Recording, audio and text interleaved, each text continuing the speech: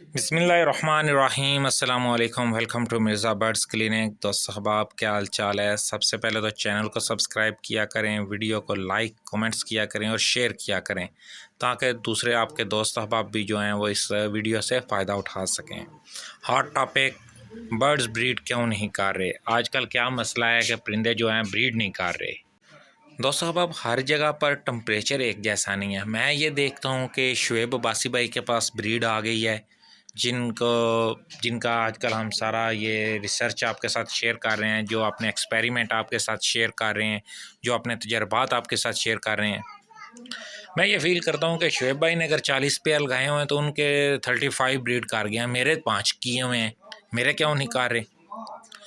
मैं ये नहीं देखता कि वो एबटाबाद में रह रहे हैं, मैं गुजरात में रह रहा हूँ, लाहौर में रह रहा हूँ, मेरा इलाका मुल्तान का है। एटमॉस्फेयर तब्दील होने की वजह से, मौसम तब्दील होने की वजह से, टेम्परेचर तब्दील होने की वजह से ह्यूमिडिटी चेंज हो जाती है, हर चीज़ चेंज हो जाता है। परिंदे का जो होता है वो ब्रीडिंग सीज़न ही मुकम्मल चेंज हो जाता है।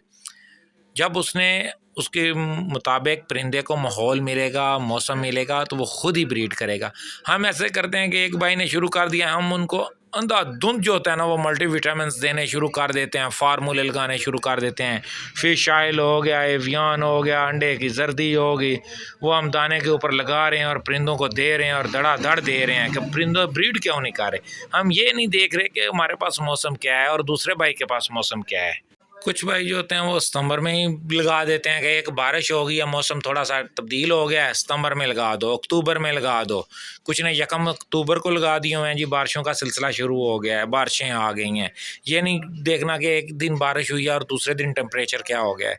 कुछ ने 15 को, ठीक है, इस तरीके हमने बॉक्स लगा दिए। बॉक्स लगाने के साथ ही हमारा सारा ध्यान परिंदों की तरफ हो गया। यार परिंदे ने अभी तक ब्रीड क्यों नहीं की, ठीक है। परिंदे अपने हिसाब से, मौसम के हिसाब से ब्रीड करते हैं। उनको नेचुरल फीड और अच्छी फीड दिया करें बस।